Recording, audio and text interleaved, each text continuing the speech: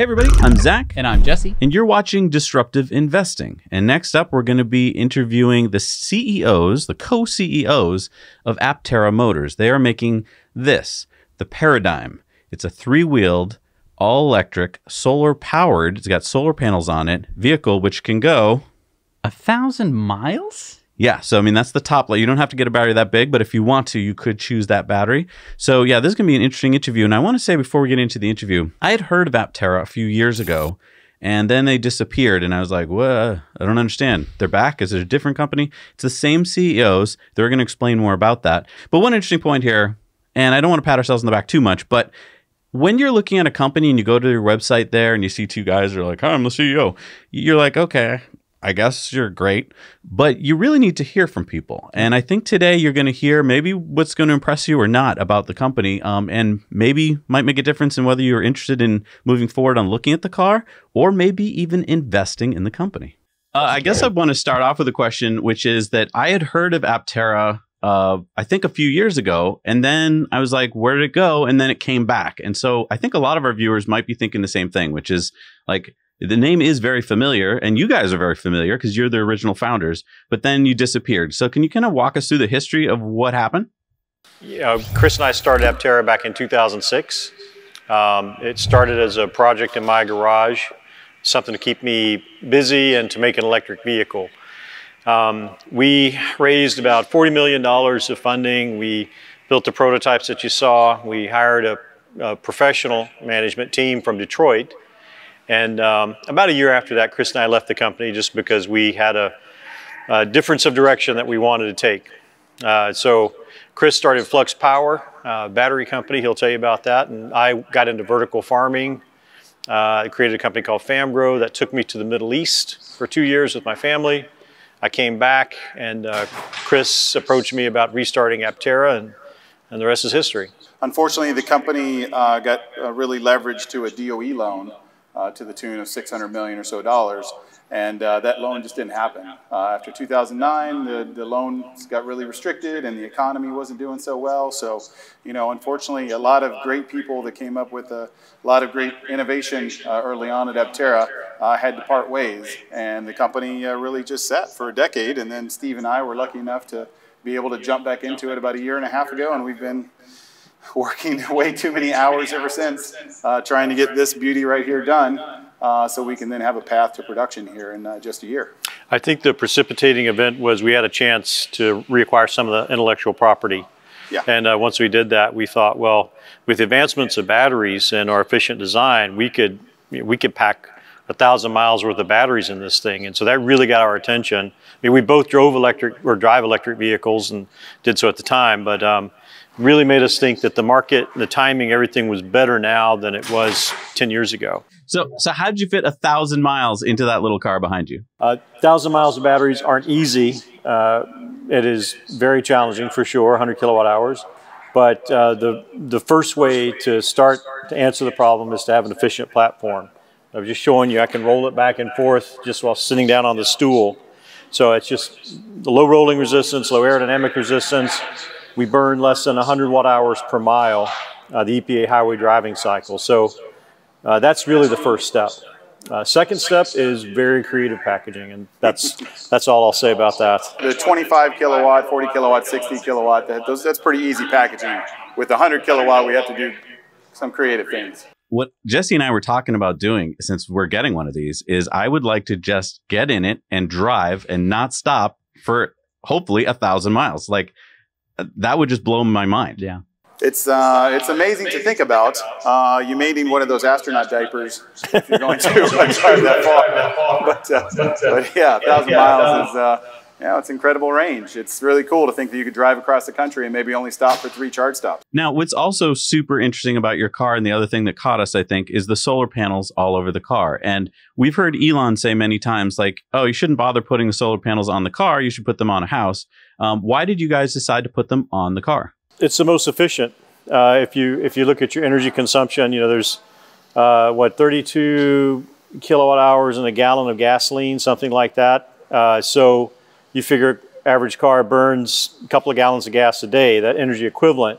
Well, do you want to put it at home and then store it at home and then also move it to your vehicle? Or do you just want to store it in your vehicle and use it for your vehicle? You could still have solar cells on your home, but the idea that you have your you need your storage device anyway on the vehicle. So why not make the most use of it? Number one. Number two, in a typical vehicle, like a Tesla or a Bolt even, I mean, the energy differential that you're going to capture from solar is so little compared to the energy needs of the vehicle. So it's inconsequential. This vehicle, however, it can really move the needle. Yeah, 700 watts of solar production really adds up. So, you know, if you can produce more than 4 kilowatt hours a day, that can take you more than 40 miles a day. The average North American driver drives about 31 miles a day. In Europe, they drive about 26 miles a day. So for the average consumer, you could buy an Aptera that you never have to plug in unless you want to go on a long trip. So yeah, it's pretty exciting to have the technology on the vehicle. There's also a conversion loss issue. If you're producing solar power at home, you're converting that, storing that, then you'd have to reconvert it to charge your vehicle. So, you know, zero conversion loss from the solar on the vehicle to our battery pack is the direction that we think is good. Also, I mean, keep in mind, right, if you work somewhere, you're going somewhere, the solar on your roof doesn't really help you during the day to charge your vehicle. You'd have to have, again, batteries at your house and then reconvert it or have it there during the day. So it's just kind of limiting. And the whole idea about 1,000 miles in solar electric vehicle is that it's not limiting. It's freedom. It gives you the ability to just do your normal commute and you don't have to plug it in.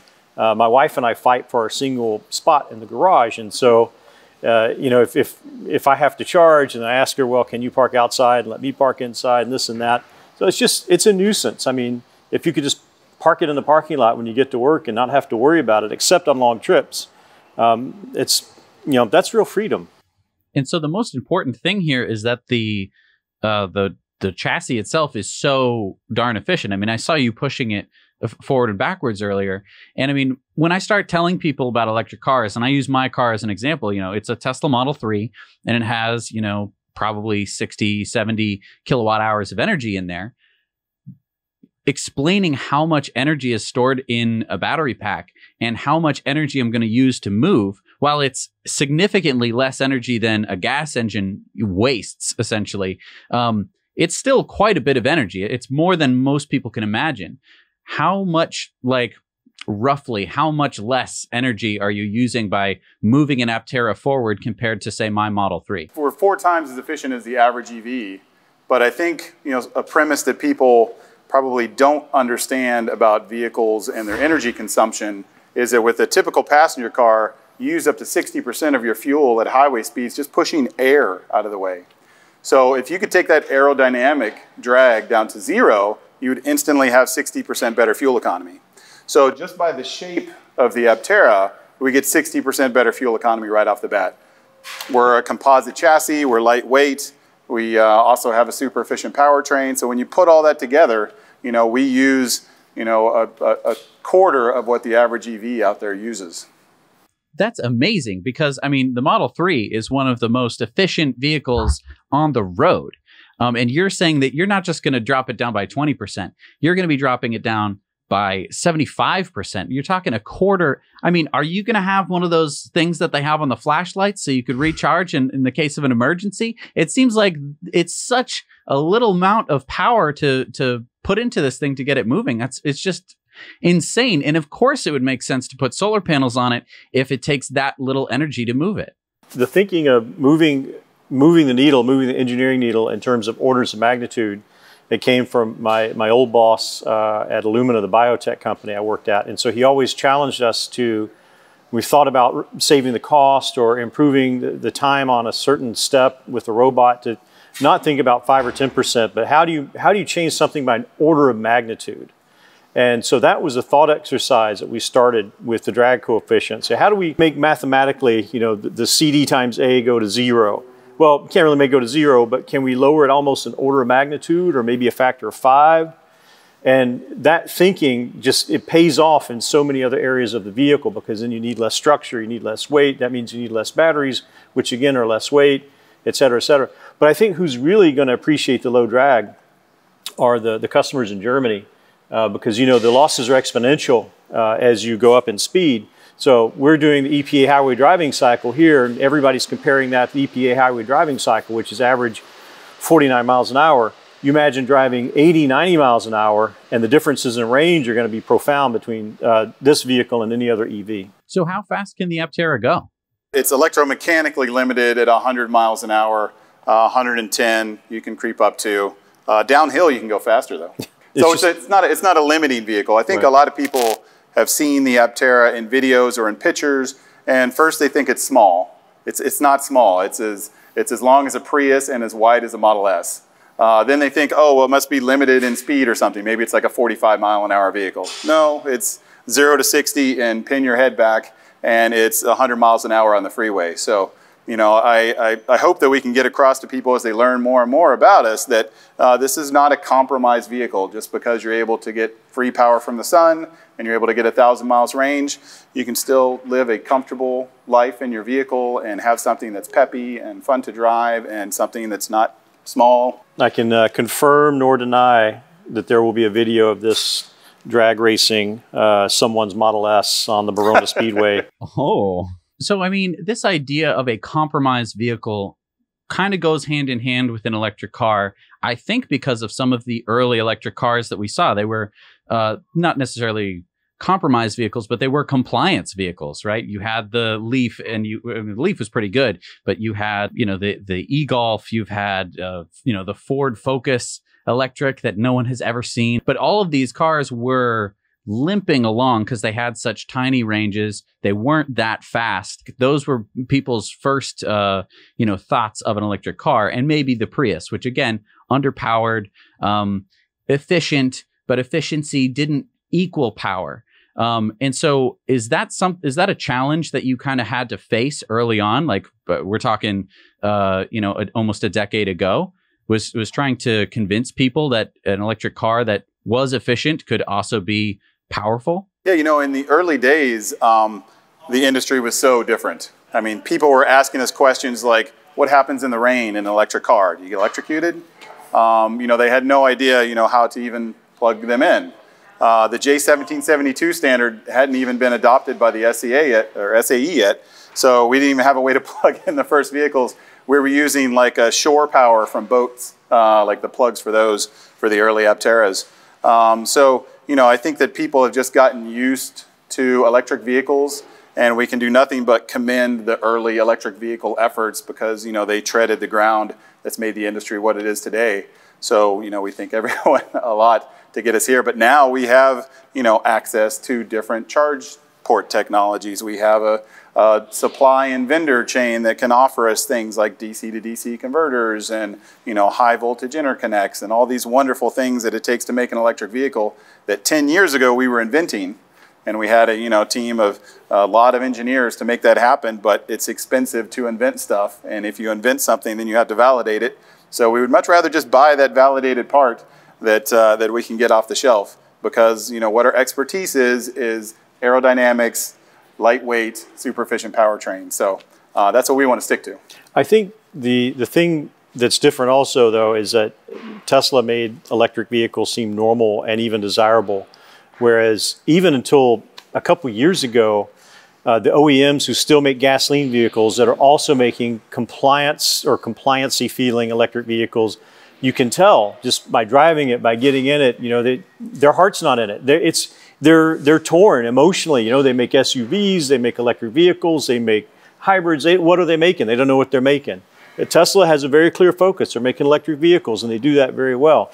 And so companies like Aptera or Tesla or other people just in the electric vehicle space have a really clear idea of what it takes to make something desirable and efficient and to give you freedom and to surprise you and delight you. Whereas the other companies, the traditional companies, I think are sort of struggling existentially to understand who they are, what they even want to make. So earlier this year, you had a successful private investment round and you had a successful crowdfunding round. And I can see why. It was I think 300% over what you were even maybe expecting. And I'm sure that's because people saw the car and were really excited by it. But you're still a small company. And I guess my question is, you've really impressed us because you've gone beyond just showing a CGI car. You have a real car behind you, but you're about to hit what Elon calls, kind of production hell, I'm assuming, which is trying to figure out how to scale up. Can you talk us through how you're going to get from this prototype car to a mass production car? Yeah, Steve and I have great experience scaling companies. Me with my boat company over many years, and now Flux Power, which just recently took public to the NASDAQ, about 6 months ago. So, we've taken great world-changing ideas and turned them into reality. And, now that we have so many orders on the Aptera, we have a lot of people expecting us to deliver very quickly. And to automotive standards, that's a challenge because testing and validation just takes time. But, our investors have been generous, beyond compare, and we can only be so thankful for them. And we're opening up a new investment round here in February to also allow, any person out there really to invest in Aptera and follow on our journey. And we think that that's enough money to get us into production by the end of 2021. It's got to happen quickly, and we're going to keep pressing towards that. But Elon's right, production is hell. It takes a lot of effort, a lot of manpower, and it's a very different skill set than kind of the early prototyping and architecture phase. It takes a totally different skill set. So we've been lucky enough to engage companies like Monroe and Associates, and they're helping us with, validating all of our parts for production, and then also helping us build assembly lines that can scale very easily. So I think we've got a great team coalescing around us, and very soon we can start executing on that path. So there's a not only a global supply chain, but a global resource bank for us now that didn't exist 10 years ago, and Monroe is helping us navigate that. So, when we go to sleep here at night, there's people in different parts of the world working on different components of this vehicle. Work never really stops. That didn't exist when we first started the company, and so that lets us stretch our dollar by almost a factor of 10 and sometimes. And so the systems that are available to us are different. A lot of the things that we had to struggle to even ideate exist now. And we have this sort of global resource reach that Monroe is helping us with that we didn't have access to before. So those are the things that are really helping us put this into production. Can you tell us about what has Sandy brought to you guys so far? I know that you guys started working with them, I think, a few months ago. How has his approach from his team helped you guys on your next step to mass production? Yeah, we actually started working with them earlier this year, so I think I've been working with them like 9 months or so. But we brought them in very early because we knew that they could help us once we got to this phase of our development. And we wanted to get them involved, to see how we were architecting the vehicle, see how we were bringing things together.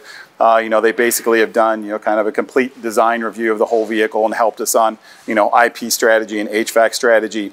But now's when the work gets serious. Now's when we have to really put the pieces of the puzzle together and get the vendors lined up. And, and hopefully 6 months or so, we're starting to station build things, and they're going to be helping us, how do you organize the parts to have a really efficient build, and then, honk the horn and drive the vehicle out to deliver to a customer. So, we've worked with them kind of just on a broad list of things so far. And now we're starting to get more serious about the production intent thing. To summarize, really, though, or even simplify what Chris said, is Sandy is aligned with us and his team with a crawl, walk, and run strategy. And that involves everything from how parts are quoted, to the vendors are sourced from, to the kind of validation they go through, and low volume, medium volume, and then once we reach production volumes later. So we have a plan for that pathway, and has been and will continue to be instrumental in helping us executing that. Are you going to be building it right there in San Diego? Yes. Yeah, an interesting thing about our build is, we're trying to make the vehicle very modular. So, you have like a rear suspension and subframe model, a front suspension and subframe model, a dash module, a battery pack module. And, with those 10 or 12 modules, we'll be doing the light assembly of those here in San Diego. So, it will be an interesting build process that's probably unlike, really any other vehicle company or car company out there.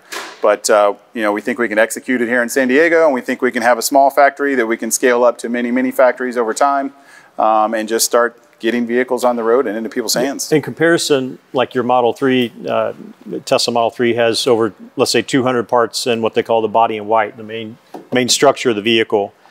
This has less than 10.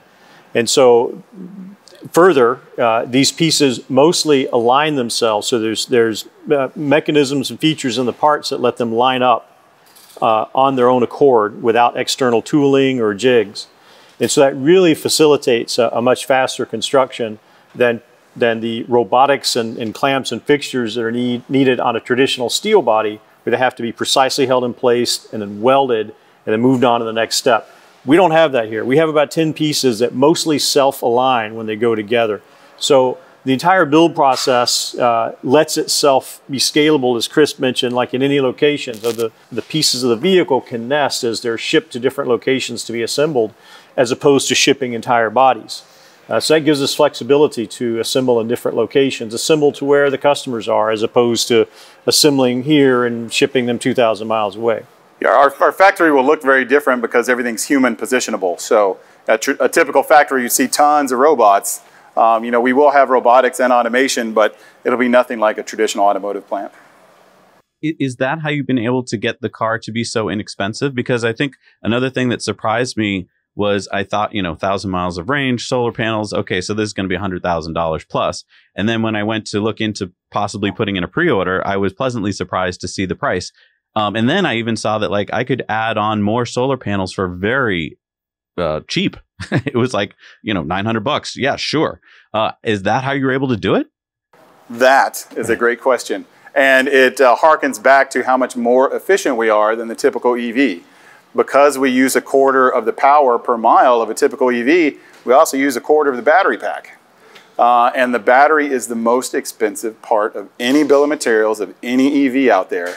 So if you can reduce the cost of that battery pack, you're reducing the cost of the overall vehicle. So we feel very good about being able to offer a $25,000-ish vehicle to the masses that still gets 250 miles range. I think it's really cool, and it's only enabled because the vehicle platform itself is so efficient and uses so little batteries. And one distinction too, Chris, I don't believe we've accounted for any government rebate at all in this pricing. Is that correct? No. Yeah. So that's not like typical pricing that's quoted minus a $7,500 rebate or your state rebate or whatever. This is the MSRP. What the efficiency really lets us get is something unlike any of these other players potentially, and that is profitability without the government incentives. And I think that's enabled clearly by the need for fewer batteries through the design. Well, and that's just flabbergasting because, there was, the BMW i3. It was supposed to be this extraordinarily efficient vehicle. It had little tiny width tires. They felt like bicycle tires in the snow. It was made out of all carbon fiber. And yet the range was 60-ish miles. And they had to put a range extender on it. I know that the shape of it is essentially a big box, but the shape of what you've come up with has allowed you to do so much more than what a big traditional car company with lots and lots of resources was able to come up with some of the brightest minds in the industry. They weren't able to come up with a car that was as efficient as yours. Do you think that it's because of their corporate culture that they needed to have the BMW, look on the front of the car and something like an Aptera would just never fly? It has to be. You don't make it high up in senior management in those companies for taking big risks. The automotive industry, as we've experienced it, we've dealt with these manufacturers, with tier ones. They're the antithesis of risk.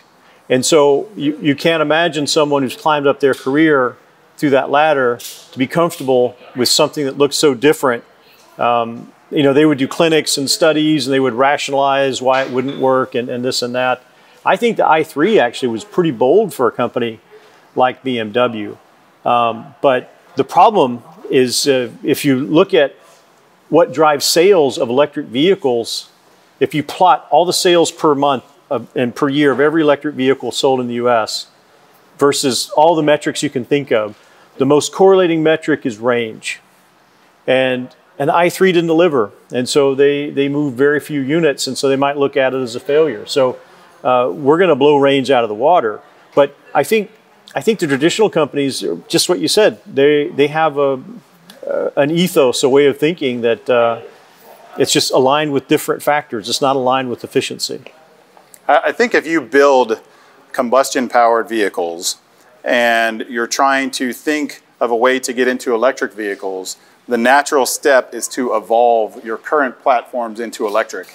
And that's what we've seen. SUVs and trucks are very popular in the US, and the EV truck wars are happening because people have figured out, oh, I can sell an electric truck, and people really want trucks in North America. So that seems like a good path. But if you really wanted to architect an electric vehicle to make the most of the materials you have available and to use the least amount of energy, it's not going to look like a pickup truck or an SUV or a regular combustion-powered automobile. This is just a completely different architecture. You have to throw away everything you thought before and come up with a whole new direction.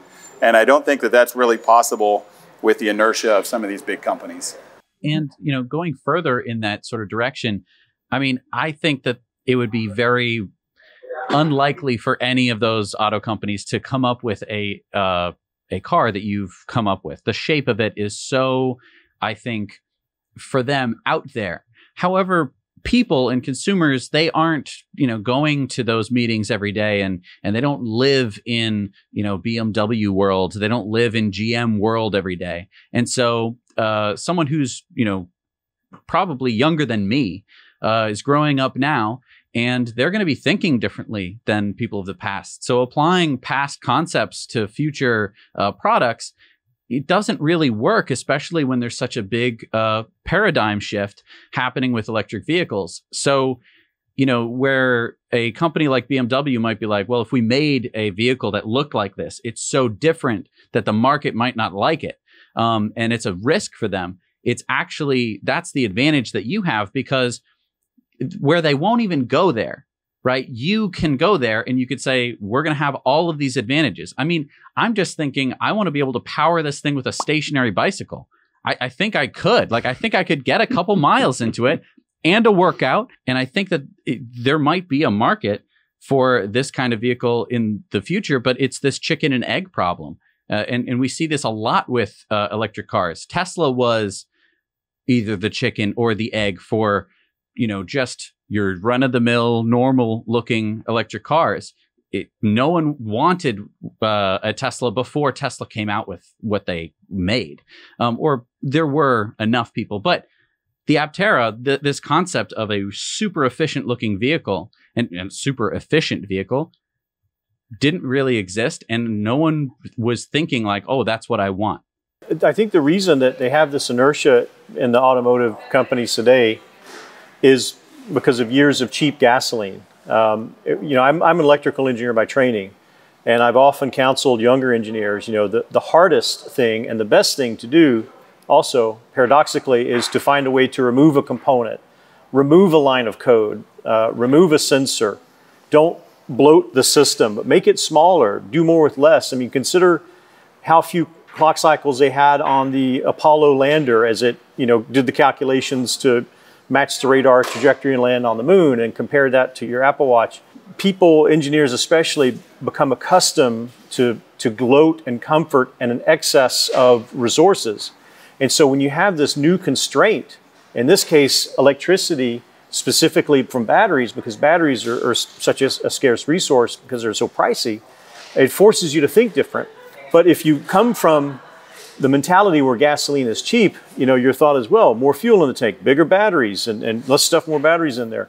And I think it has to, the thinking has to change to a more resource-constrained thinking, because then you find new and novel ways to deliver the same freedom, the same fun and practicality, but with less resources, less energy.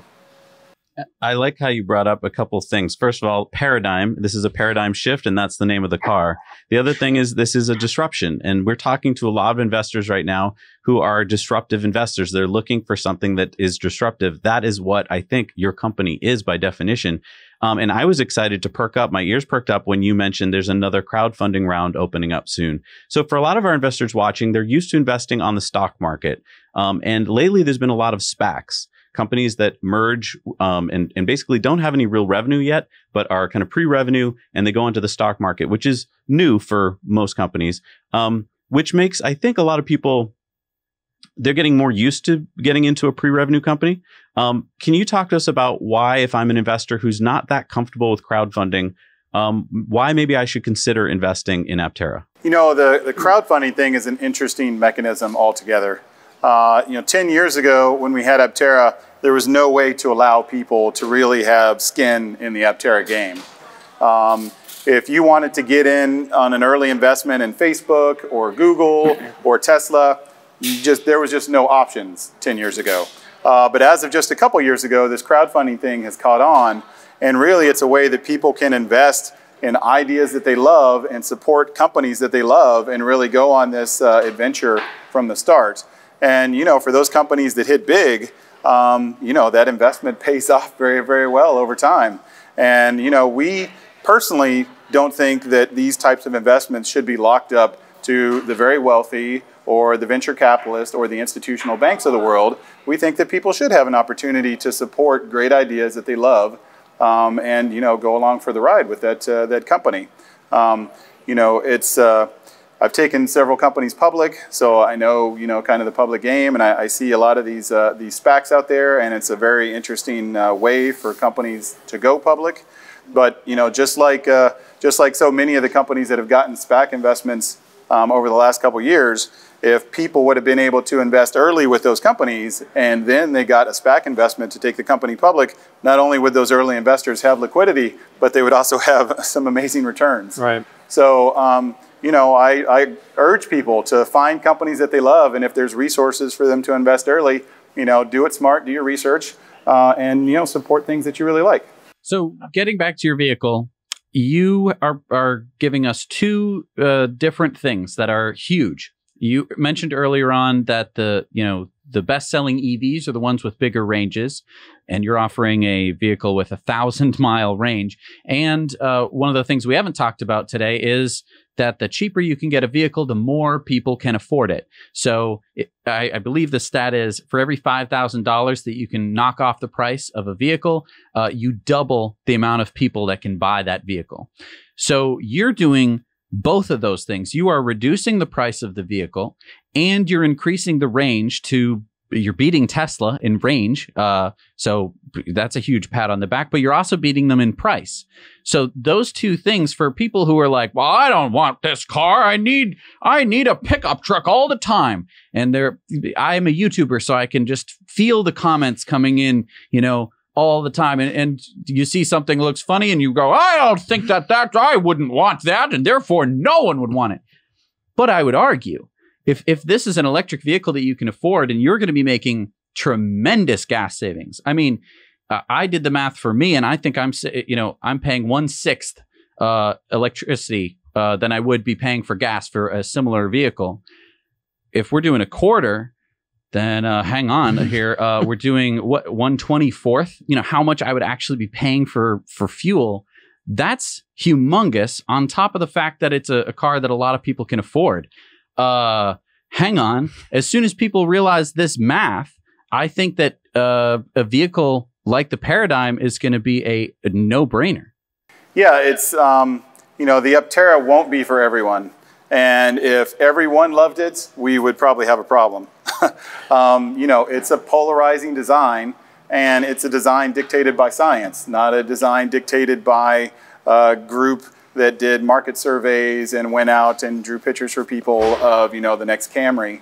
It is, really a vehicle born of the science of efficiency. And some people, because I've heard it, have a very visceral dislike for the shape, and it's 3 wheels. They can't wrap their head around. It's just not going to happen. But we think that a lot of people will see it for what it is, a great solution for some of our energy usage problems.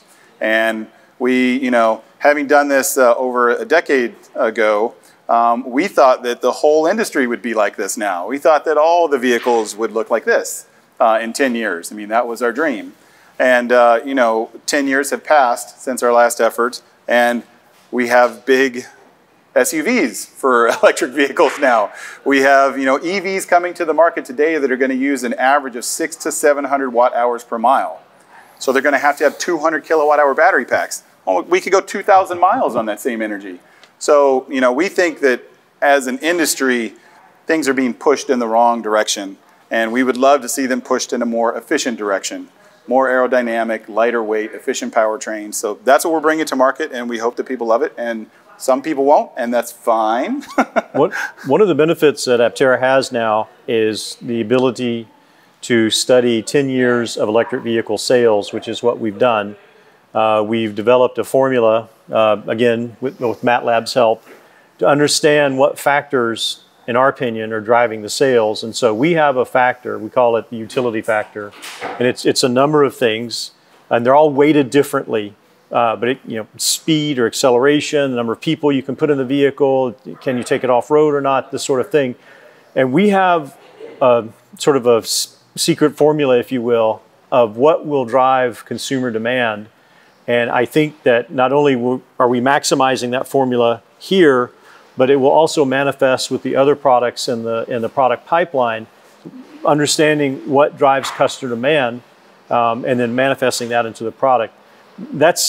And you touched on some of the big drivers right then, cost and range, and those are pretty self-evident. You don't really need a big study for that. But there's more that I think that we've been able to dial in as well. And so you touched on your product roadmap. Can you kind of walk us through? Because I mean, the Paradigm sitting behind you, great commuter car, obviously. If I can travel 1,000 miles in it, and it's going to cost me less than I would pay for a comparable Tesla, which I can't buy a 1,000 mile range car yet from Tesla. So what else do you offer or are thinking of offering in the future? Yeah, the next iterations will be of this platform, possibly adding a third seat, maybe a little extra room. But then we hope to move on to other larger, more capable additions that have more solar capability. So adding more roof space would be great. And obviously more cargo and people room. You can imagine a bigger version of the Aptera that's still aerodynamic, lightweight, and has an efficient powertrain, but just has more space, has more roof, has more cargo, and it adds some utility factor for those customers. If we take our product pipeline forward into something that has more utility, it also gets us into areas where people can use them more as adventure vehicles, to get outdoors, to go further. You take your Aptera on a camping trip that's 300 miles away and you let it charge in the sun while you're there for 4 days, and you actually have more juice in the tank than when you got there, type thing is one thing that we're after. But also with the more cargo space, you can imagine a very utility version for businesses. We have Amazon Prime trucks rolling all around Southern California now, but those trucks don't really drive very far, 40 to 60 miles a day. If we could offer a utility version to companies like that they didn't have to add any charging infrastructure for, they just drove them around and parked them in parking lots and they never had to actually fuel them, you would completely eliminate the fuel costs for a company like Amazon, which would be very, very cool. So we think that the product pipeline gets us into other areas where the solar has even more benefit, and the lightweight aerodynamics and super efficient powertrain could really make a difference to the bottom lines of companies and really have an impact on emissions and environmental impact for so many people and companies. It's a different platform that's extensible to all of those kinds of things, while still retaining the important Aptera DNA that enables this extraordinary efficiency. So you could own a fleet without having to charge it, for example. And I think obviously that probably most people interpret that as adding a fourth wheel, which for those kinds of vehicles are expected. I'm really intrigued by the fact that you guys are co-CEOs of the company. And when I'm looking to invest in a company, the leadership is one of the most important parts of the company. What's really unique and intriguing about you guys is that you started working together earlier on previous companies, went your own separate ways in terms of working on different engineering products, came back to this company, and you're still friends, you're still co-CEOs. What's that like working as co-CEOs together? Well, Steve's one of the most brilliant guys I've ever met. So, you know, it's amazing just to be able to do anything with him. But we've helped each other with every company we've done. We didn't really ever part ways. We just, his life took him over to the Middle East, and my life kept me here. But we were, you know, always talking and brainstorming and trying to figure out new and innovative ideas to, you know, make the world a better place. And I think, you know, we've done that in our separate ways. You know, advanced hydroponics could, you know, save an immense amount of water around the world if done properly. And lithium batteries, you know, in industrial equipment takes out diesel and propane devices, you know, all around the world. So, you know, I think it's great to come back for Aptera, but yeah, Steve and I have been working together for, you know, over a decade on so many different things. I think a company like this where the technology, the change in technology that's required is so radical, the speed at which it has to be done is radical as well. The fundraising that has to occur, the coordination with sales and marketing and formulating those plans, it almost requires two people to be operating at the same level as opposed to one traditional CEO. And Chris and I, we work really well together. You know, I'm naturally an engineer, so I'm naturally a pessimist. I want to find the way things break. And Chris is naturally an optimist, and so we both sort of cancel each other out and find the best way forward. You know, left to my own devices, I might overthink something. And so, so with us working together, I think, honestly, it's probably the exact leadership that the company needs right now. I think I couldn't imagine any one person that could navigate what we have to navigate in the short time frame that we have. And so kind of in the same vein, you know, as the battery, like you need a bigger battery if you have a more inefficient vehicle, is charging speed. Charging speed, you know, you kind of just think, well, I need more power if I want to go more fast. And it's like, well, not necessarily. The more efficient the vehicle, you can put in the same amount of power and get more range per unit of time of, you know, sitting at a charger. And so by making a more efficient vehicle with a similar battery size to many Teslas, for instance, a good example, you're going to be able to charge faster than those Teslas, even with the same amount of power coming in. That's right. I think you'd sit 6 minutes for every 24 minutes in a Model 3, and if you're at a supercharger, for example. When you use such little energy, it completely changes the way you think about charging. I mean, to think that the same charger that you charge your iPhone with could actually charge a vehicle like this to the tune of 150 to 200 miles a night, I think that's it's an amazing proposition to just use your standard household outlets to come home at night and plug in your electric vehicle. Say you have a trip, you know, we're down here in San Diego, we go up to LA a lot. If you go to North LA, you know, it's 150 miles a day if you go to a couple different places. So okay, I want to recharge my Aptera when I get home at night. I just charge it into, plug it into a 110 outlet, and I get 150 miles by the time I wake up the next morning. I think that's really cool. I drive a bigger electric vehicle, so does Steve, and I paid the $3,000 to install, you know, a 40 amp circuit to get 220 volt charging to my bigger electric vehicle. And one, that's cost that I didn't want to spend. Just set that money on fire, Chris. Set that money on fire. And I'm lucky if I get 200 miles of range charge overnight. And that's with this, you know, very capable 220, 40 amp service. So pulling down the whole grid in San Diego. Wouldn't it be great to just plug your vehicle into an extension cord? Yeah. Wow. I mean, because that really changes the whole way that we have to think about charging infrastructure. I mean, it's so difficult for businesses to say, okay, we're going to install some chargers. Let's do 8, you know, and they're sitting at the board meeting. They go, oh, let's do 8. Yeah, that sounds like a good number. You know, we have a lot of, you know, maybe it's an engineering company and they have a lot of people driving Teslas. And I mean, I was in that situation a couple of years ago where they're like, well, you know, 6 or 7 or something like that. And then you go to the you know, facilities manager and you say, okay, we're going to need 2 100 amp lines going out to the back of the building. And they go, excuse me? Like, we don't have that much energy in the whole building. How are we going to we're not a charging station. We're a business. How dare you demand that much energy? And so that completely, using your vehicle, just the 110 outlet that they're going to plug in, you know, the electric weed whacker outside would get you more than enough range. That's a game changer in the way that we need to be thinking about our cities and about just charging infrastructure in general. Yeah, it's a whole aspect that we haven't really talked about in terms of our or messaging or press in a large degree. But the fact that you obviate a lot of the charge infrastructure because you can go more than a typical tank's worth per charge, if you will. You can go 300, 600, 1,000, depending upon the configuration that you have. And because you can charge so quickly at home, you don't really need this infrastructure that's set up all over the country. Sure, it could help you if you're doing maybe a cross-country trip, but I think around here at least, people, they drive more than 2, 3, or 4 hours. They typically take a flight or, rent a bigger car because they're taking 12 people with them or something. Are there any slots open? I know that we were probably one of the last to get in on the pre-order. Is there any slots open? Are you thinking of opening any more slots?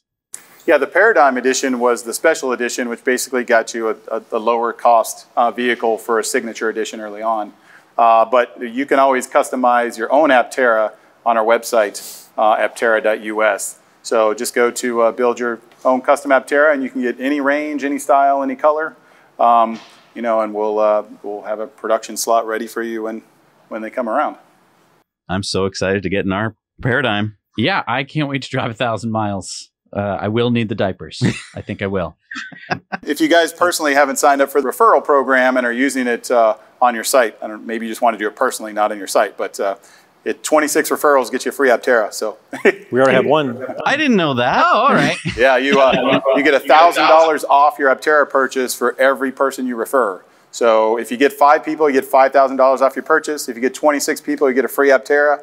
If you get 45 people, you get a free premium 1,000-mile Aptera. If you get 50, then you can get 2 Apteras. We love referral programs on the show. Awesome. All right. Well, you guys heard it. I mean, if you want to use our referral code, that would be great. We'll put the link in the description below, and maybe you could help us on our way to getting us our first Aptera. I think we should do what we did with the Roadsters. If you help us by getting a referral, we'll stop and give you a ride in the Aptera. So think about that. You guys could have one in every color, one in every range. Yeah, one in every color. Well, thank you so much, guys. That was great talking to you today. Thanks, guys. Appreciate it so much. So that was a eye-opening interview. I mean, I knew a bit about the car. I knew the basic specs, which normally with an EV tells you everything that you need to know, but it's in a different class of EV than we've really talked about on this show before.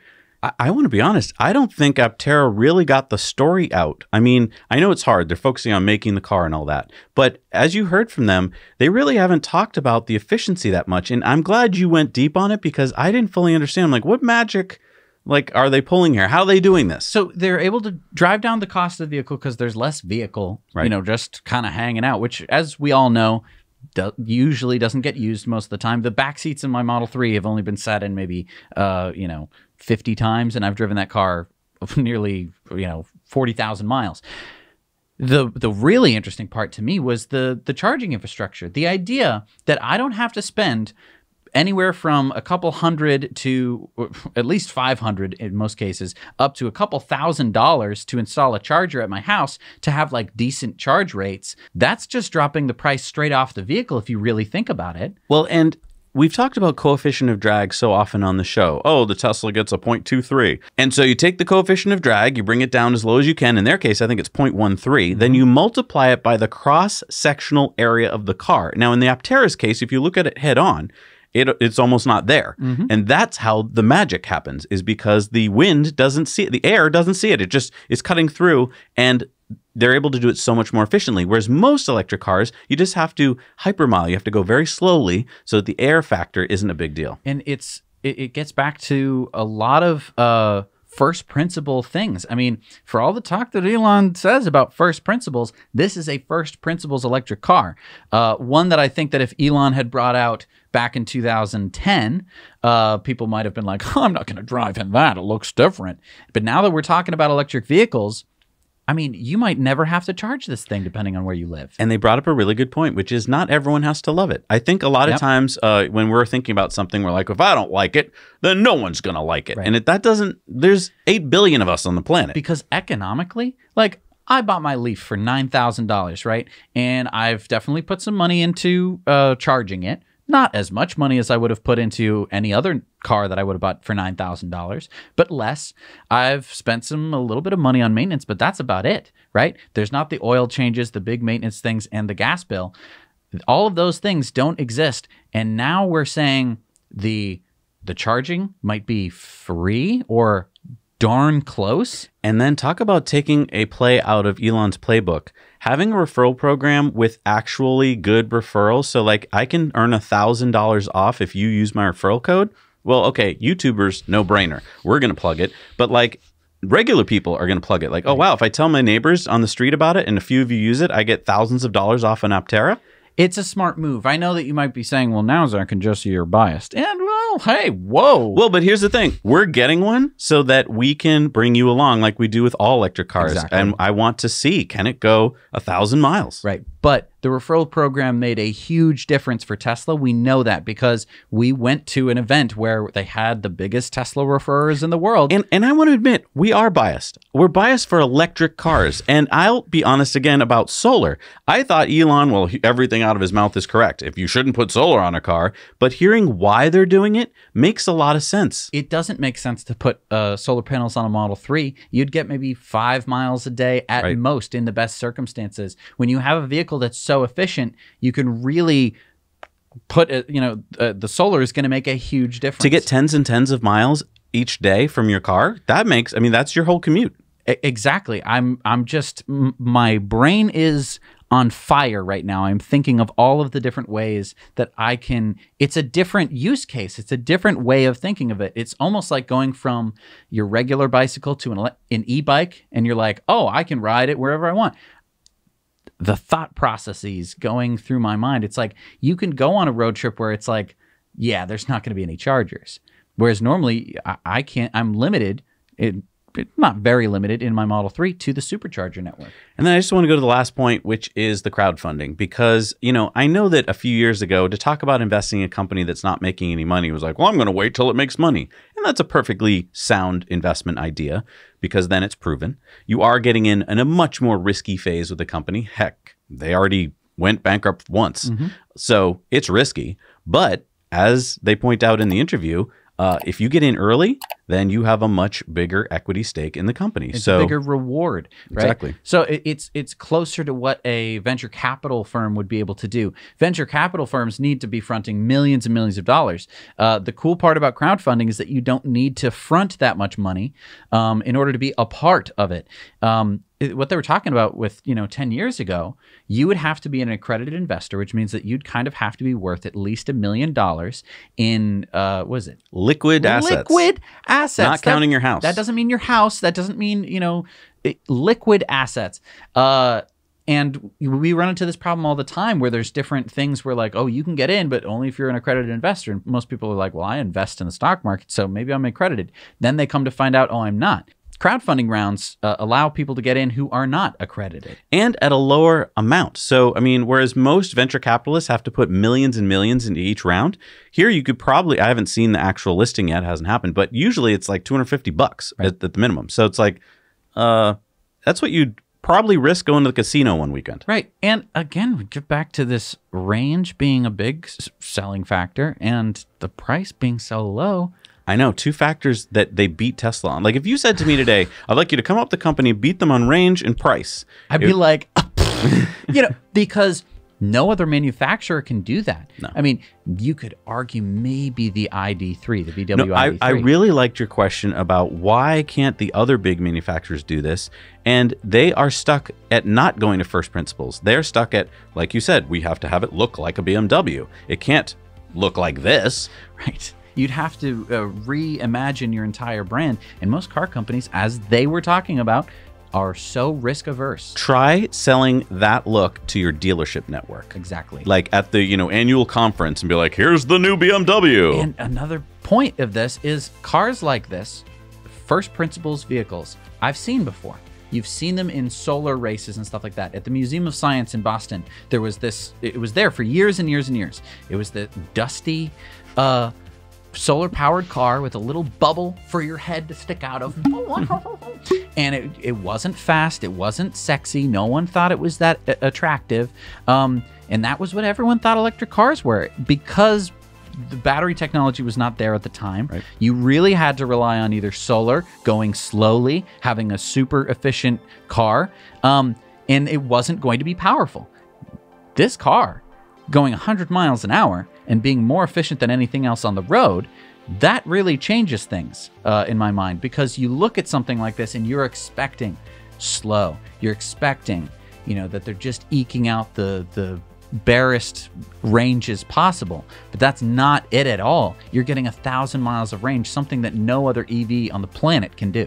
I just want to thank you guys for watching and subscribing, because it's because of you that we're able to reach out to companies like Aptera and get right in there in the factory and get some answers to questions that you guys have asked. So thanks so much for joining us. Thanks for being a subscriber. Don't forget to hit the like button. That really helps the algorithm to share this, because, yeah, we want people to learn about this car. Thank you so much for watching Disruptive Investing.